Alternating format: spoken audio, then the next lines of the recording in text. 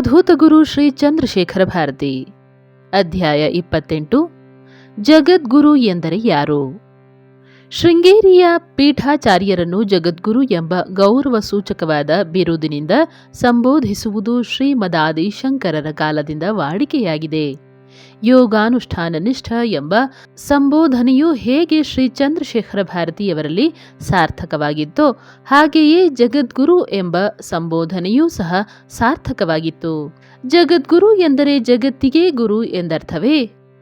ಜಗದ್ಗುರು ಎಂಬ ಮಾತಿಗೆ ಜಗತ್ತಿನಲ್ಲಿರುವ ಯಾವ ಮತಾನುಯಾಯಿಯೇ ಆಗಲಿ ಉಪದೇಶಕ್ಕಾಗಿ ಬಂದಾಗ ಆತನಿಗೆ ಆಯಾ ಮತಾನುಸಾರವಾಗಿ ಉಪದೇಶವನ್ನಿತ್ತು ಆತ ತನ್ನ ಮತದ ನೀತಿ ನಿಯಮ ತತ್ವಗಳಿಗನುಸಾರವಾಗಿ ಬೆಳಕನ್ನು ಕಾಣಲು ಸಹಾಯ ಮಾಡುವವರು ಮತ್ತು ಮಾರ್ಗದರ್ಶನ ಮಾಡುವವರು ಎಂದರ್ಥ. ಗುರು ಎಂದರೆ ಕತ್ತಲನ್ನು ನಾಶಪಡಿಸಿ ಬೆಳಕನ್ನು ನೀಡುವವರು ಎಂದಾಗುತ್ತದೆ. ಶ್ರೀ ಚಂದ್ರಶೇಖರ ಭಾರತಿಯವರಲ್ಲಿ ಬೆಳಕಿಗಾಗಿ ಬಂದವರು ತಮ್ಮ ತಮ್ಮ ಮತದ ನೀತಿ ನಿಯಮಗಳ ಆಯಕಟ್ಟಿನಲ್ಲಿಯೇ ಬೆಳಕನ್ನು ಪಡೆಯುತ್ತಿದ್ದರು. ಪ್ರತಿ ವ್ಯಕ್ತಿಯೂ ಅವನು ಯಾವ ಮತದಲ್ಲಿ ಜನಿಸಿರುವನೋ ಆ ಮತದಲ್ಲೇ ಗುರಿಯನ್ನರಸುವಂತೆ ಮಾರ್ಗದರ್ಶನ ಮಾಡುವುದು ಗುರುವರ್ಯರ ವೈಶಿಷ್ಟ್ಯವಾಗಿತ್ತು. ವೈಷ್ಣವನನ್ನು ಸ್ಮಾರ್ತನಾಗು ಎಂದಾಗಲಿ ಕ್ರೈಸ್ತಮತೀಯನನ್ನು ಹಿಂದುವಾಗು ಎಂದಾಗಲಿ ಅವರು ಹೇಳುತ್ತಿರಲಿಲ್ಲ. ಹಾಗೆಯೇ ಪರಮತಕ್ಕೆ ಸೇರುವ ಇಚ್ಛೆಯನ್ನು ಹೊಂದಿದವರೂ ಸಹ ತಮ್ಮ ಮತಗಳಲ್ಲಿಯೇ ಶ್ರದ್ಧೆ ನಂಬಿಕೆಗಳನ್ನು ಶ್ರೀ ಗುರುವರ್ಯರಿಂದ ಪಡೆದು ಕೃತಜ್ಞತೆಯಿಂದ ಹಿಂತಿರುಗುತ್ತಿದ್ದರು. ಹಿಂದೂ ಧರ್ಮದ ಯಾವ ಮತದವನೇ ಆಗಲಿ ಯಾವ ವರ್ಣದವನೇ ಆಗಲಿ ಶ್ರೀ ಗುರುವರ್ಯರಲ್ಲಿ ಬಂದಾಗ ಪಡೆಯುತ್ತಿದ್ದ ಉಪದೇಶ ತನ್ನ ಅರ್ಹತೆಗೆ ತಕ್ಕಂತೆ ಆಯಾ ಮತದ ಆಚಾರ್ಯರು ಏನು ಉಪದೇಶಿಸಿದ್ದಾರೆಯೋ ಅದನ್ನೇ ಶ್ರೀ ಗುರುವರ್ಯರೂ ಸಹ ಉಪದೇಶಿಸುತ್ತಿದ್ದರು. ವೈಷ್ಣವ ಶ್ರೀ ವೈಷ್ಣವರು ಶೈವರು ತಮ್ಮ ತಮ್ಮ ಸಂಶಯ ನಿವೃತ್ತಿಗಾಗಿ ಬಂದಾಗ ತಮ್ಮ ಪಂಗಡದಲ್ಲಿ ಶ್ರದ್ಧೆ ನಂಬಿಕೆಗಳನ್ನು ಕಳೆದುಕೊಂಡು ಧರ್ಮ ಸಂಕಟದಲ್ಲಿದ್ದಾಗ ಶ್ರೀ ಗುರುಗಳಿಂದ ಅವರಿಗೆ ದೊರೆಯುತ್ತಿದ್ದ ಬೋಧನೆ ಉಪದೇಶಗಳು ಆಯಾ ವ್ಯಕ್ತಿಗಳನ್ನು ತಮ್ಮ ತಮ್ಮ ಮತಗಳಲ್ಲಿಯೇ ಬೆಳಕು ಕಾಣಲು ಮುಕ್ತಿ ಮಾರ್ಗ ಪಡೆಯಲು ಸಹಾಯವೆಸಗುತ್ತಿದ್ದವು.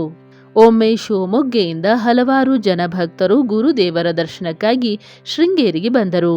ಎಲ್ಲರೂ ತುಂಗಾ ನದಿಯಲ್ಲಿ ಸ್ನಾನ ಮಾಡಿ ಅವರವರ ಮತಧರ್ಮಕ್ಕೆ ತಕ್ಕಂತೆ ಸಂಧ್ಯಾ ವಂದನೆ ಪ್ರಾರ್ಥನೆಗಳನ್ನು ನೆರವೇರಿಸಿ ಶ್ರೀ ಶಾರದಾ ಅಮ್ಮನವರ ದರ್ಶನ ಮಾಡಿದರು. ಅನಂತರ ನರಸಿಂಹವನಕ್ಕೆ ತೆರಳಿ ಶ್ರೀ ಗುರುದೇವರ ದರ್ಶನಕ್ಕಾಗಿ ಕಾದು ಕುಳಿತರು. ಆ ಗುಂಪಿನಲ್ಲಿದ್ದವರಲ್ಲಿ ಎಸ್ ವಿ ಕೃಷ್ಣಮೂರ್ತಿ ರಾಯರು ಒಬ್ಬರು. ಗುರುದೇವರು ಹೊರಕ್ಕೆ ಆಗಮಿಸಿ ಎಲ್ಲರ ಭಕ್ತಿ ಶ್ರದ್ಧೆಯನ್ನು ಹಸನ್ಮುಖದಿಂದ ಸ್ವೀಕರಿಸಿದರು. ಪ್ರತಿಯೊಬ್ಬರಿಗೂ ಗುರುದೇವರು ತಮ್ಮವರೇ ಎಂಬ ಆತ್ಮೀಯ ಭಾವನೆಯು ಅವರ ದರ್ಶನದಿಂದ ಹರ್ಷ ಸಂತೋಷವೂ ಉಂಟಾದವು. ತೀರ್ಥ ವಿನಿಯೋಗ ಮಾಡುತ್ತಿದ್ದ ಗುರುದೇವರು ಪ್ರತಿಯೊಬ್ಬರ ಯೋಗಕ್ಷೇಮ ವಿಚಾರಿಸಿ ಒಂದೆರಡು ಮಾತುಗಳಲ್ಲಿಯೇ ಅನುಗ್ರಹಿಸುತ್ತಿದ್ದರು. ಕೃಷ್ಣಮೂರ್ತಿಯವರ ಸರತಿ ಬಂದಾಗ ರಾಯರು ತಲೆಬಾಗಿ ನಮಸ್ಕರಿಸಿ ಕೈ ಚಾಚಿದರು. ಗುರುದೇವರು ತಲೆ ಎತ್ತಿ ಅವರ ಮುಖವನ್ನೊಮ್ಮೆ ನೋಡಿ ಮೆಲ್ಲನೆ ತಾವೇನು ಸ್ಮಾರ್ತ ಸಂಪ್ರದಾಯಕ್ಕೆ ಸೇರಿದವರೋ ಎಂದರು. ರಾಯರ ಮೈ ಬೆವರಿ ಮುಖದಲ್ಲಿ ತಪ್ಪು ಮಾಡಿದ ಭಾವ ವ್ಯಕ್ತವಾಯಿತು.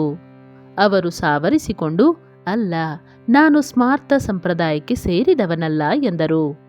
ರಾಯರು ಮಾಧ್ವ ಸಂಪ್ರದಾಯಕ್ಕೆ ಸೇರಿದ್ದು ಆ ದಿನ ತಮ್ಮ ಸ್ಮಾರ್ತ ಮಿತ್ರರ ಜೊತೆಯಲ್ಲಿ ಸೇರಿ ತಾವು ಭಸ್ಮ ಧಾರಣೆ ಮಾಡಿಕೊಂಡು ಬಿಟ್ಟಿದ್ದರು. ಗುರುದೇವರು, ನೀವು ಭಸ್ಮ ಧರಿಸಿ ಬಂದರೆ ನನಗೆ ಹತ್ತಿರವಾಗುವುದಿಲ್ಲ, ಮುದ್ರೆ ಗೋಪಿಚಂದನ ಧಾರಣೆ ಮಾಡಿಕೊಂಡು ಬಂದರೆ ನನಗೆ ದೂರವಾಗುವುದಿಲ್ಲ.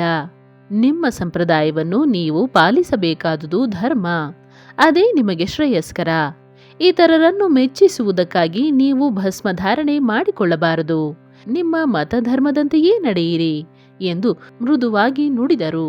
ರಾಯರು ಈ ಉಪದೇಶದಿಂದ ತುಂಬಾ ಪ್ರಭಾವಿತರಾದರು. ಶ್ರೀ ಗುರುದೇವರ ಉಪದೇಶವನ್ನು ಆಗಾಗ ಸ್ಮರಿಸಿಕೊಳ್ಳುತ್ತಿದ್ದರು. ಶ್ರೀ ಗುರುದೇವರ ಸಮದೃಷ್ಟಿ ಪರಮತಗಳಲ್ಲಿರುವ ಗೌರವ ಭಾವನೆ ತಪ್ಪು ಮಾಡಿದವರನ್ನು ತಿದ್ದಿ ಸನ್ಮಾರ್ಗ ತೋರಿಕೊಡುವ ರೀತಿ ಇವುಗಳಿಂದ ಬಹುಜನ ಪ್ರಭಾವಿತರಾಗಿದ್ದರು. ಶ್ರೀ ವೈಷ್ಣವರೊಬ್ಬರು ಶ್ರೀ ಶಾಂಕರ ಬ್ರಹ್ಮಸೂತ್ರ ಭಾಷ್ಯವನ್ನು ಕಲಿಯಲೆಂದು ಶೃಂಗೇರಿಗೆ ಬಂದಾಗ ಅವರಿಗೆ ಶ್ರೀರಾಮಾನುಜರ ಶ್ರೀ ಭಾಷ್ಯವನ್ನು ಕಲಿಯುವಂತೆ ಪ್ರೇರೇಪಿಸಿ ತಿರುಪತಿಯಲ್ಲಿ ಇದ್ದ ಶ್ರೀನಿವಾಸಾಚಾರ್ಯರೆಂಬ ಪಂಡಿತರೊಬ್ಬರನ್ನು ಹೆಸರಿಸಿ ಅವರ ಬಳಿಗೆ ಹೋಗುವಂತೆ ಹೇಳಿ ಅದರಂತೆ ಜೀವನವನ್ನು ರೂಪಿಸಿಕೊಳ್ಳಬೇಕೆಂದು ಸಲಹೆ ಇತ್ತಿದ್ದರು. ಹಾಗೆಯೇ ಅನ್ಯಮತೀಯರೂ ಸಹ ಗುರುದೇವರಿಂದ ಸಲಹೆ ಪಡೆದು ತಮ್ಮ ತಮ್ಮ ಮತಗಳಲ್ಲಿ ಹೆಚ್ಚಿನ ಶ್ರದ್ಧೆ ವಹಿಸಿ ಅಸ್ಥೆ ವಹಿಸಿ ಸಾಧನೆ ಮಾಡುತ್ತಿದ್ದರು. ಶ್ರೀ ಗುರುದೇವರು ಯಾವ ಮತವನ್ನೂ ಹಳಿಯುತ್ತಿರಲಿಲ್ಲ, ಟೀಕಿಸುತ್ತಿರಲಿಲ್ಲ. ಏಕಂ ಸತ್ ವಿಪ್ರ ಬಹುಧಾ ವದಂತಿ ಎಂಬುದನ್ನು ತಮ್ಮಲ್ಲಿ ಬಂದವರಿಗೆ ಮನದಟ್ಟು ಮಾಡಿಕೊಡುತ್ತಿದ್ದರು. ಮತೀಯ ಹೃದಯ ವೈಶಾಲ್ಯ, ಅನ್ಯ ಮತ ಸಹಿಷ್ಣುತೆ ಮುಂತಾದವು ಶ್ರೀ ಗುರುದೇವರಲ್ಲಿ ಮನೆ ಮಾಡಿದ್ದವು. ಐರೋಪ್ಯ ಗೃಹಸ್ಥರೊಬ್ಬರು ಒಮ್ಮೆ ಶ್ರೀ ಗುರುದೇವರ ದರ್ಶನಕ್ಕೆ ಬಂದರು. ಆತ ವೇದಾಂತದ ಬಗೆಗೆ ಹಲವಾರು ಪುಸ್ತಕಗಳನ್ನು ಓದಿ ಹಿಂದೂ ಮತದ ವಿಚಾರದಲ್ಲಿ ತುಂಬಾ ಆಸಕ್ತಿ ತಳೆದಿದ್ದರು. ಮುಂದೆ ಇವರು ಪಾರ್ಲಿಮೆಂಟಿನ ಡೆಪ್ಯೂಟಿ ಸ್ಪೀಕರ್ ಆದರು. ಅವರಿಗೂ ಅವರ ಹಲವಾರು ಜನ ಮಿತ್ರರಿಗೂ ತಾವು ಹಿಂದೂಗಳಾಗಿ ಪರಿವರ್ತನೆ ಹೊಂದಬೇಕೆಂಬ ಅಪೇಕ್ಷೆಯೂ ಇತ್ತು. ತಮ್ಮ ಆಶೆಯನ್ನು ಈಡೇರಿಸಿಕೊಳ್ಳಲು ಗುರುದೇವರ ಸಹಾಯ ಸಿಗಬಹುದೆಂಬ ನಿರೀಕ್ಷೆಯೂ ಅವರಿಗಿತ್ತು. ಗುರುದೇವರು ಅವರ ಮಾತನ್ನು ಆಲಿಸಿ, ಹಿಂದೂ ಮತವು ಬುದ್ಧಿಯುಳ್ಳವರನ್ನೆಲ್ಲ ಆಕರ್ಷಿಸುತ್ತದೆ ಎಂಬುದು ವಾಸ್ತವ. ಆದರೆ ಹಿಂದೂ ಮತದಲ್ಲಿ ಸಾಮಾಜಿಕವಾದ ಮತ ಪರಿವರ್ತನೆಗೆ ಅವಕಾಶವಿಲ್ಲ. ಅಂಥ ಮತ ಪರಿವರ್ತನೆಯ ಅಗತ್ಯವೂ ಇಲ್ಲ. ಏಕೆಂದರೆ ಪ್ರಪಂಚದಲ್ಲಿ ಇರುವವರೆಲ್ಲ ಈ ಸನಾತನ ಧರ್ಮಕ್ಕೆ ಸೇರಿದವರೇ ಆಗಿದ್ದಾರೆ. ಹಿಂದುವೆನಿಸಿಕೊಳ್ಳಲು ಇಷ್ಟಪಡುವವನು ಇಷ್ಟಪಡದವನು ಎಲ್ಲರೂ ಹಿಂದೂಗಳೇ ಆಗಿದ್ದಾರೆ ಎಂದು ವಿವರಿಸಿದರು. ಆ ಗೃಹಸ್ಥರು, ಸ್ವಾಮಿ, ಪ್ರಪಂಚದಲ್ಲಿ ಇರುವವರೆಲ್ಲರೂ ಹಿಂದೂಗಳೇ ಎಂದು ತಾವು ಹೇಳಿಬಿಟ್ಟಿರಿ. ಆದರೆ ಪ್ರಪಂಚದಲ್ಲಿ ಹಿಂದೂ ಮತವಲ್ಲದೆ ಅನೇಕ ಮತಗಳಿವೆಯಲ್ಲ ಎಂದರು. ಗುರುದೇವರು, ಪ್ರಪಂಚದ ಇತರ ಮತಗಳೆಲ್ಲ ಹಿಂದೂ ಧರ್ಮದ ನಾನಾ ರೂಪಗಳು. ಅಧಿಕಾರ ಅರ್ಹತೆಗೆ ತಕ್ಕಂತೆ ಮತಗಳು ಇವೆ. ಎಲ್ಲೆಲ್ಲಿಯೂ ಕಂಡುಬರುವ ಮಾನವನ ಮನೋಧರ್ಮದ ವೈವಿಧ್ಯತೆಯೇ ವಿವಿಧ ಮತಗಳ ಅವಶ್ಯಕತೆಯನ್ನು ನಿಶ್ಚಯಿಸಿದೆ. ಇಂಥ ಮತ ಉತ್ಕೃಷ್ಟ, ಇಂತಹುದು ನಿಕೃಷ್ಟ ಎಂದು ನಿಶ್ಚಯಿಸಲು ಪ್ರಯತ್ನ ಮಾಡುವುದು ತಪ್ಪು. ಪ್ರತಿಯೊಂದು ಮತವೂ ಆಯಾ ಕಾಲ ದೇಶಕ್ಕೆ ಜನಗಳ ಅರ್ಹತೆ ಯೋಗ್ಯತೆಗೆ ಅನುಗುಣವಾಗಿ ಸೃಷ್ಟಿಯಾಗಿದೆ. ಮತಗಳ ತುಲನೆಯೂ ತಪ್ಪು. ನಿಮ್ಮ ಹಿರಿಯರು ತೋರಿಸಿಕೊಟ್ಟಿರುವ ಮಾರ್ಗದಲ್ಲಿ ನೀವು ನಡೆಯಬೇಕು ಎಂದು ನುಡಿದರು. ಆ ಗೃಹಸ್ಥರು, ನನ್ನ ಬುದ್ಧಿಯನ್ನೆಲ್ಲ ಉಪಯೋಗಿಸಿ ಕ್ರೈಸ್ತ ಮತವನ್ನರಿಯಲು ಪ್ರಯತ್ನಪಟ್ಟೆನು. ಅನೇಕ ಸಂದೇಹಗಳು ನನ್ನನ್ನು ಬಾಧಿಸಿದಾಗ ನನ್ನ ಸಂಶಯವನ್ನು ನಿವಾರಣೆ ಮಾಡುವವರು ಯಾರೂ ಸಿಕ್ಕಲಿಲ್ಲ. ಆದ್ದರಿಂದ ನಾನು ಅನ್ಯ ಮತಗಳನ್ನು ತಿಳಿಯಲು ಪ್ರಯತ್ನಿಸಿದೆ ಎಂದರು. ನೀವು ವ್ಯಾಪಾರ ಸಾಪಾರಕ್ಕಾಗಿ ಸಾವಿರಾರು ಮೈಲಿ ಪ್ರಯಾಣ ಮಾಡುತ್ತೀರಿ, ಕಷ್ಟಪಡುತ್ತೀರಿ. ಆದರೆ ನಿಮ್ಮ ಧರ್ಮಗುರುವು ನಿಮ್ಮನ್ನೇ ಹುಡುಕಿಕೊಂಡು ಬರಬೇಕೆಂದು ಅಪೇಕ್ಷಿಸುತ್ತೀರಿ. ನೀವು ಶ್ರದ್ಧೆಯಿಂದ ಕಳಕಳಿಯಿಂದ ಹುಡುಕಿದರೆ ಸರಿಯಾದ ಗುರುಗಳು ನಿಮಗೆ ಸಿಕ್ಕಿಯೇ ಸಿಕ್ಕುತ್ತಾರೆ, ನಿಮಗೆ ನೆರವಾಗುತ್ತಾರೆ. ಕ್ರೈಸ್ತ ಮತದಲ್ಲಿ ಅಂಥ ಗುರುಗಳು ಇದ್ದೇ ಇರಬೇಕು ಎಂದು ಬೋಧಿಸಿದರು. ಆತನು ಅತ್ಯಂತ ವಿನೀತನಾಗಿ ತುಂಬಿದ ಧ್ವನಿಯಲ್ಲಿ, ಸ್ವಾಮಿ, ಈ ಬೋಧನೆಗೆ ನಾವು ಎಷ್ಟು ವಂದಿಸಿದರೂ ಸಾಲದು. ತಮ್ಮ ಸನ್ನಿಧಿಯಿಂದ ಹಿಂದಿರುಗುವಾಗ ಉತ್ತಮ ಕ್ರೈಸ್ತನಾಗುವುದರಲ್ಲಿ ಮೊದಲಿಗಿಂತಲೂ ನಾನು ಹೆಚ್ಚು ಶ್ರದ್ಧಾವಂತನಾಗುವೆನೆಂದನು. ನಾನು ಇಲ್ಲಿಗೆ ಬರುವಾಗ ಗ್ರಹಿಸಿರಲಿಲ್ಲ. ಕ್ರೈಸ್ತ ಧರ್ಮೀಯನನ್ನು ಶ್ರೇಷ್ಠ ಕ್ರೈಸ್ತನನ್ನಾಗಿಯೂ ಹಿಂದೂ ಧರ್ಮೀಯನನ್ನು ಉತ್ತಮ ಹಿಂದುವನ್ನಾಗಿಯೂ ಮಾಡುವುದೇ ತಮ್ಮಂತಹ ಧರ್ಮ ಬೋಧಕರ ಉದ್ದೇಶವಾಗಿದ್ದರೆ ತಮ್ಮ ಸನಾತನ ಧರ್ಮವು ವಿಶ್ವವ್ಯಾಪಕವಾದುದೆಂಬುದರಲ್ಲಿ ಸಂದೇಹವೇ ಇಲ್ಲ ಎಂದು ಅತ್ಯಂತ ಕೃತಜ್ಞನಾಗಿ ನುಡಿದನು. ಹೀಗೆ ಶ್ರೀ ಗುರುದೇವರು ತಮ್ಮಲ್ಲಿ ಯಾರೇ ಬರಲಿ, ವೈಷ್ಣವ, ಶ್ರೀ ವೈಷ್ಣವ, ಸ್ಮಾರ್ತ, ಕ್ರೈಸ್ತ, ಮುಸಲ್ಮಾನ ಮುಂತಾದವರೆಲ್ಲರಿಗೂ ಅವರವರ ಮತತತ್ವಗಳ ದಿಗ್ದರ್ಶನ ಮಾಡುತ್ತಿದ್ದರು. ಅವರವರ ಮತದಲ್ಲಿ ಶ್ರದ್ಧೆ ಭಕ್ತಿಯನ್ನು ಮೂಡಿಸುತ್ತಿದ್ದರು. ಜಗದ್ಗುರು ಎಂಬ ಅಭಿಮಾನಕ್ಕೆ ಸರಿಯಾಗಿ ಜಗತ್ತಿನಲ್ಲಿರುವ ಯಾವ ಮತದವನು ಬಂದರೂ ಅವನವನ ಅಧಿಕಾರ ಅರ್ಹತೆಗೆ ತಕ್ಕಂತೆ ಉಪದೇಶವಿತ್ತು ಅವನ ಧರ್ಮ ಸಾಧನೆಗೆ ಸಹಾಯ ಮಾಡುತ್ತಿದ್ದರು. ಅಧ್ಯಾಯ 29. ದಿಟವಾದ ಗುರು. ತಮ್ಮಲ್ಲಿ ಬಂದವರ ಧಾರ್ಮಿಕ ಒಲವನ್ನು, ಅವರ ಧಾರ್ಮಿಕ ಸಾಧನೆಯ ಅವಶ್ಯಕತೆಯನ್ನು ಅರಿತು ಗುರುಗಳು ಅವರಿಗೆ ಉಪದೇಶವನ್ನೀಯುತ್ತಿದ್ದರು. ಸಂಧ್ಯಾ ವಂದನೆ ಮಾಡಲು ಕಾಲವಿಲ್ಲ, ದೇವರ ಪೂಜೆಗೆ ಪುರುಸೊತ್ತಿಲ್ಲ, ಧಾರ್ಮಿಕ ಗ್ರಂಥಗಳನ್ನು ಓದಲು ಸಂಸ್ಕೃತ ಬರುವುದಿಲ್ಲ, ನಮಗೆ ಹೇಳಿಕೊಡುವವರಿಲ್ಲ ಎಂಬ 10 ಕುಂಟು ನೆಪಗಳಿಂದ ಜನ ತಮ್ಮ ಧಾರ್ಮಿಕ ಸಾಧನೆಯನ್ನು ಉಪೇಕ್ಷೆ ಮಾಡುತ್ತಿರುತ್ತಾರೆ. ಅಂಥವರು ಬಂದಾಗ ಗುರುದೇವರು ಅವರನ್ನು ನಿಧಾನವಾಗಿ ಪರೀಕ್ಷಿಸಿ ಧಾರ್ಮಿಕ ಆಚರಣೆಯತ್ತ ಅವರ ಮನಸ್ಸನ್ನು ಕ್ರಮೇಣ ತಿರುಗಿಸುತ್ತಿದ್ದರು. ಒಮ್ಮೆ ಓರ್ವ ವಕೀಲರು ಗುರುಗಳ ದರ್ಶನಕ್ಕೆಂದು ಬಂದರು. ಸಮಾಜದಲ್ಲಿ ಅಡ್ಯರಾಗಿದ್ದ ಆತನಿಗೆ ಧನ, ಕೀರ್ತಿ ಎಲ್ಲವೂ ಲಭಿಸಿದ್ದವು. ಪರಿಚಯಾತ್ಮಕವಾದ ನಾಲ್ಕಾರು ಮಾತುಗಳಾದ ನಂತರ ಗುರುಗಳು ಅವರ ಸ್ಥಳ, ವಿದ್ಯಾಭ್ಯಾಸ ಎಲ್ಲವುಗಳ ಬಗ್ಗೆ ವಿಚಾರಿಸಿದರು. ಆತ ಹುಟ್ಟಿದುದು ಒಂದು ಹಳ್ಳಿ. ಅಲ್ಲಿ ಪ್ರೈಮರಿ ಶಾಲೆ ಮಾತ್ರ ಇತ್ತು. ಮುಂದೆ ಆತ ಮಾಧ್ಯಮಿಕ ಶಾಲೆಗಾಗಿ ಬೇರೊಂದು ಊರಿಗೆ ಹೋಗಿದ್ದನು. ಹಾಗೆಯೇ ಉನ್ನತ ಶಿಕ್ಷಣದವರೆಗೆ ನಾಲ್ಕಾರು ಊರುಗಳಲ್ಲಿ ಇದ್ದು ವಿದ್ಯಾಭ್ಯಾಸ ಪೂರೈಸಿದ್ದರು. ಆತನೊಡನೆ ಮಾತನಾಡುತ್ತಾ ಗುರುಗಳು, ನಿಮ್ಮ ಲೌಕಿಕ ಅಭ್ಯುದಯವನ್ನು ಕಂಡು ನಮಗೆ ಸಂತೋಷವಾಗಿದೆ. ಧಾರ್ಮಿಕ ಅಭ್ಯುದಯಕ್ಕಾಗಿ ನೀವು ಏನಾದರೂ ಅಭ್ಯಾಸ ಸಾಧನೆಗಳನ್ನು ಇಟ್ಟುಕೊಂಡಿದ್ದೀರಾ ಎಂದು ಪ್ರಶ್ನಿಸಿದರು. ಆತ, ನಿತ್ಯವೂ ಸಂಧ್ಯಾವಂದನೆಯನ್ನು ಮಾತ್ರ ಮಾಡುತ್ತೇನೆ. ದೇವರ ಪೂಜೆಯನ್ನು ಮಾಡಲು ಅರ್ಚಕರೊಬ್ಬರನ್ನು ನೇಮಿಸಿದ್ದೇನೆ ಎಂದರು. ಸಂಧ್ಯಾವಂದನೆ ಮಾಡಲೇಬೇಕಾದ ನಿತ್ಯ ಕರ್ಮ. ಮಾಡದಿದ್ದರೆ ಲೋಪ, ಲೋಪದಿಂದ ದೋಷ ಉಂಟಾಗುತ್ತದೆ. ದೇವತಾರ್ಚನೆಯನ್ನು ನೀವೇ ಮಾಡುವುದು ಫಲಪ್ರದ. ಅದು ನಮ್ಮ ಹಸಿವನ್ನು ತಣಿಸಲು ನಾವೇ ಊಟ ಮಾಡಬೇಕಾಗಿರುವಂತೆ. ಇವೆಷ್ಟೇ ಸಾಲದು, ಧಾರ್ಮಿಕ ಗ್ರಂಥಗಳ ಅಧ್ಯಯನ, ಅವುಗಳು ತೋರಿದ ದಾರಿಯಲ್ಲಿ ಸ್ವಲ್ಪವಾದರೂ ಅಭ್ಯಾಸ, ಇವು ತುಂಬಾ ಅಗತ್ಯ ಎಂದು ಗುರುಗಳೆಂದರೆ, ಧಾರ್ಮಿಕ ಗ್ರಂಥಗಳ ಅಧ್ಯಯನ ನಡೆಸಲು ಆಗುತ್ತಿಲ್ಲ ಸ್ವಾಮಿ. ಏಕೆ? ಕಾಲಾವಕಾಶವಿಲ್ಲವೇ? ಕಾಲಾವಕಾಶವಿದೆ, ಆದರೆ ನನಗೆ ಸಂಸ್ಕೃತವೇ ಬಾರದು. ನೀವು ಬಾಲ್ಯದಲ್ಲಿ ಸಂಸ್ಕೃತವನ್ನು ಕಲಿಯಲಿಲ್ಲವೇ? ಇಲ್ಲ ಸ್ವಾಮಿ. ಏಕೆ? ನಮ್ಮ ಹಳ್ಳಿಯಲ್ಲಿ ಕಲಿಸುವ ಉಪಾಧ್ಯಾಯರಾರೂ ಇರಲಿಲ್ಲ. ಹಾಗೋ ಸಮಾಚಾರ? ಹೌದು ಸ್ವಾಮಿ. ಒಂದೆರಡು ನಿಮಿಷಗಳ ಕಾಲ ಮಾತು ಅತ್ತಿತ್ತ ತಿರುಗಿ ಪುನಃ ಮೊದಲಿನ ವಿಷಯಕ್ಕೆ ಬಂದಿತು. ನೀವು ಸ್ಕೂಲ್ ಫೈನಲ್ ತೇರ್ಗಡೆಯಾದುದೆಲ್ಲಿ? ಇಂಥ ಊರು, ಇಂಥ ತಾಲ್ಲೂಕು, ಇಂಥ ಕೇಂದ್ರ. ತುಂಬಾ ಸಂತೋಷ. BA ಎಲ್ಲಿ ಓದಿದಿರಿ? ಅದು ಇಂಥ ಜಿಲ್ಲಾ ಕೇಂದ್ರ. ಅಲ್ಲಿ ವಿದ್ಯಾಭ್ಯಾಸಕ್ಕೆ ತುಂಬಾ ಅನುಕೂಲವಿತ್ತು ಎಂದರು. ಸರಿ ಸರಿ. ಮುಂದೆ ಲಾ ವಿದ್ಯಾಭ್ಯಾಸಕ್ಕೆ ಎಲ್ಲಿ ಹೋದಿರಿ? ಪೂನಾ ನಗರಕ್ಕೆ. ಅನಂತರ ಬೊಂಬಾಯಿ ನಗರಕ್ಕೆ ಹೋಗಿ LLB ಮುಗಿಸಿದೆ. ಅಂತೂ ತುಂಬಾ ಸಾಹಸ ಮಾಡಿದ್ದೀರಿ. ನಿಮ್ಮ ಸಣ್ಣ ಹಳ್ಳಿಯಿಂದ ಹೊರಟು ಹಲವಾರು ನಗರ ಪಟ್ಟಣಗಳಲ್ಲಿ ಓದಿ ಪರ ಪ್ರಾಂತ್ಯಕ್ಕೂ ಹೋಗಿ ವಿದ್ಯಾಭ್ಯಾಸ ಪೂರೈಸಿದ್ದೀರಿ. ಎಲ್ಲ ಹಿರಿಯರ ಆಶೀರ್ವಾದ ಸ್ವಾಮಿ. ಅನಂತರ ಇಲ್ಲಿಗೆ ಬಂದು ವೃತ್ತಿಯನ್ನು ಆರಂಭಿಸಿದೆ. ಸಂಪಾದನೆಯೂ ಚೆನ್ನಾಗಿ ಆಗುತ್ತಿದೆ. ಹೆಸರೂ ಬಂದಿದೆ. ತುಂಬಾ ಸಂತೋಷ. ಈಗ ನನ್ನದೊಂದು ಪ್ರಶ್ನೆ. ನೀವು ನಿಮ್ಮ ಲೌಕಿಕ ಅಭ್ಯುದಯಕ್ಕಾಗಿ ಇಷ್ಟೊಂದು ಶ್ರಮಪಟ್ಟಿದ್ದೀರಿ. ಆದರೆ ನಿಮ್ಮ ಶ್ರೇಯ ಪ್ರಿಯಗಳೆರಡಕ್ಕೂ ಆಧಾರವಾಗುಳ್ಳ ಧಾರ್ಮಿಕ ವಿದ್ಯೆಯನ್ನು ಗಳಿಸಲು ನೀವು ಸ್ವಲ್ಪವೂ ಪ್ರಯತ್ನಿಸಲಿಲ್ಲ. ಗುರು ನಿಮ್ಮ ಹಳ್ಳಿಯಲ್ಲಿ ಇರಲಿಲ್ಲ ಎಂಬ ಕಾರಣಕ್ಕಾಗಿ ನೀವು ಸ್ಕೂಲ್ ಫೈನಲ್, BA, LLB ಇತ್ಯಾದಿ ಪರೀಕ್ಷೆಗಳಿಗೆ ಓದಲು ನಿಮ್ಮ ಹಳ್ಳಿಯಲ್ಲಿ ಅನುಕೂಲ ಇರಲಿಲ್ಲ. ಅವುಗಳಿಗಾಗಿ ಊರೂರು ಸುತ್ತಿ ಶ್ರಮಿಸಿದಿರಿ. ಆದರೆ ಧಾರ್ಮಿಕ ಪ್ರಗತಿಗೆ ಅಗತ್ಯವಾದ ವಿದ್ಯೆಯನ್ನು ಕಲಿಸುವ ಗುರು ನಿಮ್ಮ ಬಳಿಯೇ ಬರಬೇಕು ಎಂದು ನಿರೀಕ್ಷಿಸಿದಿರಿ. ಹೇಳಿ, ಇದು ಸರಿಯೇ? ಈ ದಿಸೆಯಲ್ಲಿ ನೀವು ಸ್ವಲ್ಪವಾದರೂ ಶ್ರದ್ಧೆಯಿಂದ ಪ್ರಯತ್ನಪಟ್ಟಿರಾ? ಈಗಲೂ ಕಾಲ ಮಿಂಚಿಲ್ಲ. ಪ್ರಾಮಾಣಿಕವಾಗಿ ಪ್ರಯತ್ನಿಸಿರಿ. ನಿಮಗೆ ಶ್ರೇಯಸ್ಸು ಲಭಿಸುತ್ತದೆ ಎಂದು ಗುರುಗಳು ಆತನಿಗೆ ಉಪದೇಶಿಸಿದರು. ಆತ ತಲೆಬಾಗಿ, ಪ್ರಯತ್ನಿಸುತ್ತೇನೆ ಸ್ವಾಮಿ ಎಂದು ನುಡಿದು ವಂದಿಸಿದನು. ಶ್ರೀ ಗುರುಗಳು ಶಿವಮೊಗ್ಗಕ್ಕೋ ತುಮಕೂರಿಗೋ ದಯಮಾಡಿಸಿದ್ದ ಸಂದರ್ಭ. ಅವರ ದರ್ಶನಕ್ಕೆ ಅನೇಕ ಜನ ಅಧಿಕಾರಿಗಳು ಬರುತ್ತಿದ್ದರು. ಬಂದ ಆ ಅಧಿಕಾರಿಗಳ ವರ್ಣ ಧರ್ಮಕ್ಕನುಸಾರವಾಗಿ ಗುರುಗಳು ಅವರವರಿಗೆ ಶ್ರೇಯಸ್ಕರವಾಗುವ ರೀತಿಯಲ್ಲಿ ಉಪದೇಶವಿತ್ತು ಮಾರ್ಗ ತೋರುತ್ತಿದ್ದರು. ಕೃಷ್ಣ ಸ್ವಾಮಿರಾವ್ ಎಂಬ ಜಡ್ಜರು ಗುರುಗಳ ದರ್ಶನಕ್ಕೆ ಬಂದರು. ಸ್ವಾಮಿಗಳು ಸಾಮಾನ್ಯವಾಗಿ ಬ್ರಾಹ್ಮಣ ಅಧಿಕಾರಿಗಳನ್ನು ಅವರವರು ಮಾಡುತ್ತಿರುವ ಧಾರ್ಮಿಕ ಸಾಧನೆಯ ಬಗೆಗೂ ಪ್ರಶ್ನಿಸುತ್ತಿದ್ದರು. ಸಂಧ್ಯಾವಂದನೆ ಮಾಡುತ್ತಿದ್ದೀರಾ? ಮಂತ್ರೋಪದೇಶವಾಗಿದೆಯೇ? ದೇವರ ಪೂಜೆ ಮಾಡುತ್ತಿದ್ದೀರಾ ಎಂದು ಮುಂತಾಗಿ ಪ್ರಶ್ನಿಸುತ್ತಿದ್ದರು.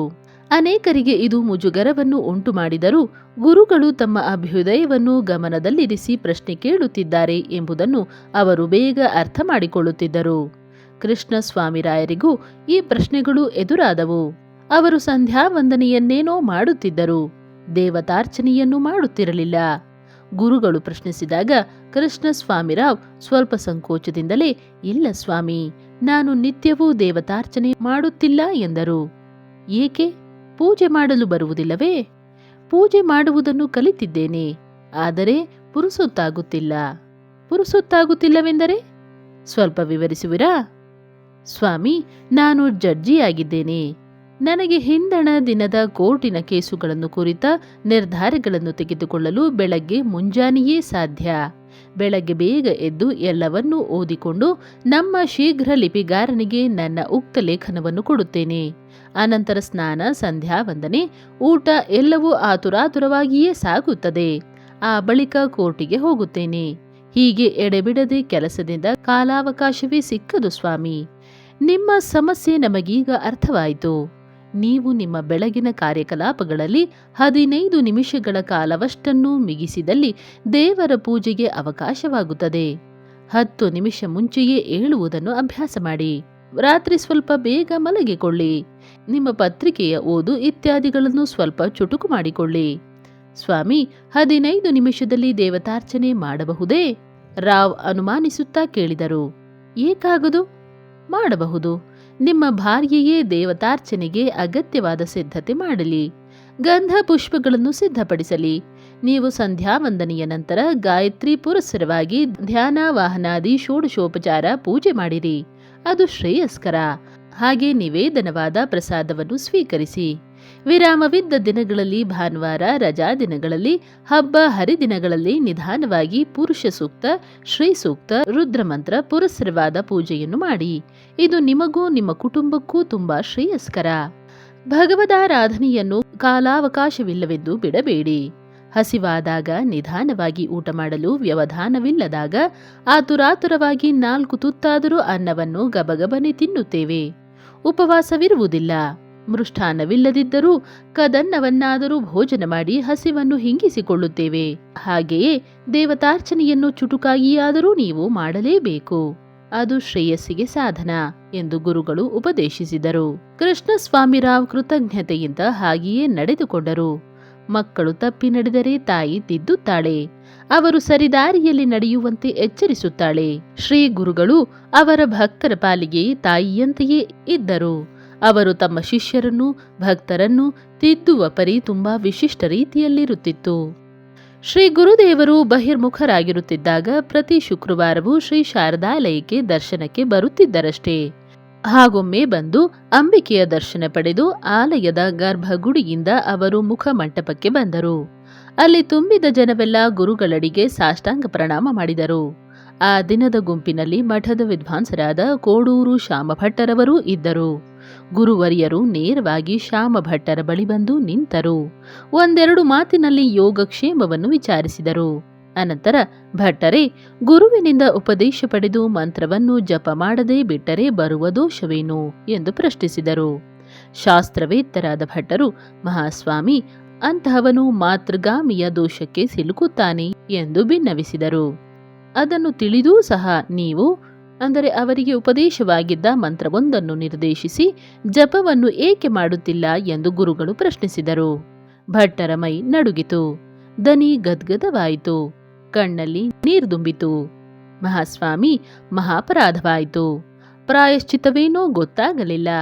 ಹೇಳಿದರೆ ಪ್ರಾಯಶ್ಚಿತ್ತವನ್ನು ಮಾಡಿಕೊಂಡು ಪುನಃ ಜಪವನ್ನು ಆರಂಭ ಮಾಡುತ್ತೇನೆ ಎಂದು ವಿಜ್ಞಾಪಿಸಿದರು. ನಿಮ್ಮ ಪಶ್ಚಾತ್ತಾಪವೇ ಪ್ರಾಯಶ್ಚಿತ. ನಾಳೆ ಪ್ರಾತಃಕಾಲ ನಿಮ್ಮ ಸ್ನಾನಾಹ್ನಿಕಗಳೆಲ್ಲ ಆದ ನಂತರ ಗೋಪೂಜೆಯನ್ನು ಮಾಡಿ. ಗೋವಿನ ಕಿವಿಯಲ್ಲಿ ಆ ಮಂತ್ರವನ್ನು 3 ಸಲ ಹೇಳಿ. ಪುನಃ ಗೋಮಾತೆಯ ಮೂಲಕವೇ ಆ ಮಂತ್ರೋಪದೇಶ ಬಂತೆಂದು ಭಾವಿಸಿ ಸ್ವೀಕರಿಸಿ ನಿಮ್ಮ ಜಪವನ್ನು ಆರಂಭಿಸಿ ಎಂದು ಗುರುಗಳು ನುಡಿದರು. ದಾರಿ ತಪ್ಪಿದವರನ್ನು ತಿದ್ದುವ ಈ ಪರಿ ಗುರುಗಳಲ್ಲಿ ವಿಶಿಷ್ಟವಾಗಿತ್ತು. ತುಂಬಿದ್ದ ಆ ಜನಸಂದಣಿಯಲ್ಲಿ ಗುರುಗಳ ಪ್ರಶ್ನೆ, ಭಟ್ಟರ ಖಿನ್ನತೆ, ಬಿನ್ನಹ, ಗುರುಗಳ ಉಪದೇಶ ಇವು ಅವರಿಬ್ಬರಿಗೆ ಮಾತ್ರವೇ ಕೇಳುವಂತೆ ಸಾಗಿತ್ತು. ಗುರುದೇವರು ಬೆಂಗಳೂರಿಗೆ ದಯಮಾಡಿಸಿದ್ದಾಗ ನಡೆದುದು. ಮಠದ ವಿದ್ವಾಂಸರಾದ ನವೀನಂ ವೆಂಕಟೇಶ ಶಾಸ್ತ್ರಿಗಳನ್ನು ಗುರುಗಳು ಒಂದು ದಿನ ಬೆಳಗ್ಗೆ 10 ಗಂಟೆಯ ಹೊತ್ತಿಗೆ ಬರಬೇಕೆಂದು ಹೇಳಿ ಕಳಿಸಿದ್ದರು. ಅವರಿಗೆ ಹಿಂದಿನ ದಿನ ಸಂಜೆಯಲ್ಲಿ ಈ ಆದೇಶ ಬಂದಿತ್ತು. ಮಾರನೆಯ ಬೆಳಗ್ಗೆ ಮುಂಜಾನೆಯೇ ಎದ್ದ ಶಾಸ್ತ್ರಿಗಳು ಯಾವುದೋ ಸಣ್ಣ ಪುಟ್ಟ ಕೆಲಸಗಳಲ್ಲಿ ಮಗ್ನರಾಗಿ ಬಿಟ್ಟರು. ತೀರಾ 10 ಗಂಟೆ ಸಮೀಪಿಸಿದಾಗ ಅವರಿಗೆ ತಾವು ಗುರುಗಳನ್ನು ದರ್ಶನ ಮಾಡಬೇಕಾದ ವಿಚಾರ ಸ್ಫುರಿಸಿತು. ಅವರು ಕೂಡಲೇ ಒಗೆದ ವಸ್ತ್ರಗಳನ್ನುಟ್ಟು ವಿಭೂತಿಯನ್ನು ಧರಿಸಿ ಗುರು ದರ್ಶನಕ್ಕೆ ಬಂದರು. ಶಾಸ್ತ್ರ ವಿಷಯವಾದ ಯಾವುದೋ ಗಹನ ವಿಚಾರವನ್ನು ಗುರುಗಳು ಶಾಸ್ತ್ರಿಗಳಲ್ಲಿ ಚರ್ಚಿಸಿದರು. 1 ಗಂಟೆಯ ಕಾಲ ವಿಚಾರ ವಿನಿಮಯ ಸಾಗಿತ್ತು. ಅನಂತರ ಶಾಸ್ತ್ರಿಗಳು ಎದ್ದು ಹೊರಡಲು ಅಪ್ಪಣೆಯನ್ನು ಕೇಳಿದಾಗ ಗುರುದೇವರು ಅವರಿಗೆ ಮೃದುವಾದ ವಾಣಿಯಲ್ಲಿ, ಶಾಸ್ತ್ರಿಗಳೇ, ನೀವು ಪ್ರಾರ್ಥ ಸ್ನಾನವನ್ನು ಆಹ್ನಿಕವನ್ನು ಮಾಡಿಕೊಂಡೇ ಬರಬಹುದಾಗಿತ್ತು. ನಾನು ಕಾದಿರುತ್ತಿದ್ದೆ. ಗುರುವನ್ನು, ದೇವಾಲಯವನ್ನು ಸ್ನಾನ ಮಾಡದೆ ಅಶುಚಿಯಾಗಿ ದರ್ಶಿಸಬಾರದಲ್ಲವೇ ಎಂದರು. ಶಾಸ್ತ್ರಿಗಳು ತೀರಾ ಆಶ್ಚರ್ಯ ಪಶ್ಚಾತ್ತಾಪಗಳಿಂದ ಕುಗ್ಗಿ ಹೋದರು. ಮಹಾಸ್ವಾಮಿ, ಕ್ಷಮಿಸಬೇಕು. ಯಾವುದೋ ಕೆಲಸದಲ್ಲಿ ಮಗ್ನನಾಗಿ ಬಿಟ್ಟಿದ್ದು ತಮ್ಮ ದರ್ಶನಕ್ಕೆ ಬರುವ ವಿಚಾರವನ್ನೇ ಮರೆತು ಬಿಟ್ಟಿದ್ದೆ. ತೀರಾ 10 ಗಂಟೆಯಾದಾಗ ನನಗೆ ಜ್ಞಾಪಕಕ್ಕೆ ಬಂತು. ಸ್ನಾನ ಮಾಡದೆ ಒಗೆದ ವಸ್ತ್ರವನ್ನುಟ್ಟು ಬಂದು ಬಿಟ್ಟೆ. ತಪ್ಪಾಯಿತು, ಕ್ಷಮೆ ಕೋರುತ್ತೇನೆ ಎಂದು ಖಿನ್ನರಾಗಿ ನುಡಿದು ಅಡ್ಡಬಿದ್ದರು. ಶ್ರೀ ಗುರುಗಳು ಅವರನ್ನು ಸಮಾಧಾನಪಡಿಸಿ ಕಳುಹಿಸಿಕೊಟ್ಟರು. ಗುರುವರಿಯರು ದಕ್ಷಿಣ ದೇಶದಲ್ಲಿ ಸಂಚಾರದಲ್ಲಿದ್ದಾಗ ತಿನ್ನವಿಲ್ಲಿ ಜಿಲ್ಲೆಯ ಒಂದು ಗ್ರಾಮದಲ್ಲಿ ಮೇನೆಯಲ್ಲಿ ಕುಳಿತು ಬಿಜ ಮಾಡುತ್ತಿದ್ದರು. ಮುಂದುಗಡೆ ಮಂಗಳವಾದ್ಯ ಘೋಷವು, ಹಿಂಬದಿಯಲ್ಲಿ ಬ್ರಾಹ್ಮಣ ವೃಂದದ ವೇದ ಘೋಷವೂ ನಡೆಯುತ್ತಿದ್ದವು. ಉತ್ಸವ ನಿಧಾನಗತಿಯಲ್ಲಿ ಸಾಗುತ್ತಿತ್ತು. ದಾರಿಯಲ್ಲಿ ಒಬ್ಬ ಸನ್ಯಾಸಿಯು ಬಂದು ನಮಸ್ಕರಿಸಿದನು. ಗುರುಗಳು ಮೇನೆಯನ್ನು ನಿಲ್ಲಿಸುವಂತೆ ಹೇಳಿ ಅವನನ್ನು ಕುರಿತು, ಇದೇನು ನಿನ್ನ ಅವತಾರ? ನೀನು ಇಂಥವರ ತಮ್ಮನಲ್ಲವೇ ಎಂದು ಪ್ರಶ್ನಿಸಿದರು. ಅವರು ಹೌದೆಂದು ತಲೆಯಾಡಿಸಿ, ಸ್ವಾಮಿ, ನಾನು ಸನ್ಯಾಸ ಸ್ವೀಕರಿಸಿಬಿಟ್ಟಿದ್ದೇನೆ ಎಂದನು. ಗುರುಗಳಿಗೆ ಅವನ ನುಡಿ ಕೇಳಿ ಬೇಸರವಾಯಿತು. ನೀನು ಈಗಲೇ ನಮ್ಮ ಬಿಡಾರಕ್ಕೆ ಬಾ ಎಂದು ನುಡಿದು ಮುಂದೆ ಚಲಿಸಲು ಬೋವಿಗಳಿಗೆ ಅಪ್ಪಣೆಯಿತ್ತರು. ಆತನು ಸ್ವಲ್ಪ ಭಯದಿಂದಲೇ ಗುರುಗಳ ಬಿಡಾರಕ್ಕೆ ಬಂದನು. ಅಲ್ಲಿ ಅವನ ಸಂಬಂಧಿಕರು ಹಲವರು ಬಂದಿದ್ದರು. ಗುರುಗಳು ಅವನನ್ನು ಬರಮಾಡಿಕೊಂಡು, ಸನ್ಯಾಸವೆಂದರೆ ಹುಡುಗಾಟವೆಂದು ಭಾವಿಸಿದ್ದೀಯೇನು? ಜ್ಞಾನ ವೈರಾಗ್ಯಗಳು ಪಕ್ವವಾಗಿರಬೇಕು. ಕಾಮ ಕ್ರೋಧಗಳು ನಶಿಸಿರಬೇಕು. ಮನಸ್ಸು ಪರಮಾರ್ಥ ತತ್ವವನ್ನು ಅರಿಯಲು ಹಾತೊರೆಯುತ್ತಿರಬೇಕು. ಆಗ ಮಾತ್ರ ಸನ್ಯಾಸಕ್ಕೆ ಅರ್ಹತೆ ಬರುತ್ತದೆ. ನೀನು ಮನೆಯಲ್ಲಿ ಜಗಳವಾಡಿಕೊಂಡು ಜನಿವಾರವನ್ನು ತೆಗೆದು ಕಾವಿಯುಟ್ಟರೆ ಸನ್ಯಾಸಿಯಾಗಿ ಬಿಟ್ಟೆನೆಂದು ತಿಳಿದಿದ್ದೀಯೇನು? ನೀನು ಸನ್ಯಾಸಿಯಾಗಿಲ್ಲ, ಭ್ರಷ್ಟನಾಗಿದ್ದೀಯೇ. ನಿನ್ನನ್ನು ನಂಬಿದ ಪತ್ನಿ ಮಕ್ಕಳ ಕೈಬಿಟ್ಟು ತಪ್ಪು ಮಾಡಿದ್ದೀಯೇ. ಇದರಿಂದ ನಿನಗೆ ಮೋಕ್ಷ ಸಿಕ್ಕುವುದೇನು? ಕರ್ತವ್ಯ ಭ್ರಷ್ಟತೆಯ ದೋಷ ನಿನಗೆ ಅಂಟಿಕೊಳ್ಳುತ್ತದೆ. ಹೋಗು, ನಿಮ್ಮ ಪುರೋಹಿತರನ್ನು ಕಂಡು ಪ್ರಾಯಶ್ಚಿತ್ತವನ್ನು ಮಾಡಿಕೋ. ಜನಿವಾರವನ್ನು ಧರಿಸಿ ಗೃಹಸ್ಥಾಶ್ರಮದ ಕರ್ತವ್ಯಗಳನ್ನು ಪಾಲಿಸು. ಕಾವಿಯುಡುಗೆಯನ್ನು ತೆಗೆದುಹಾಕು ಎಂದು ಬುದ್ಧಿವಾದವನ್ನು ಹೇಳಿದರು.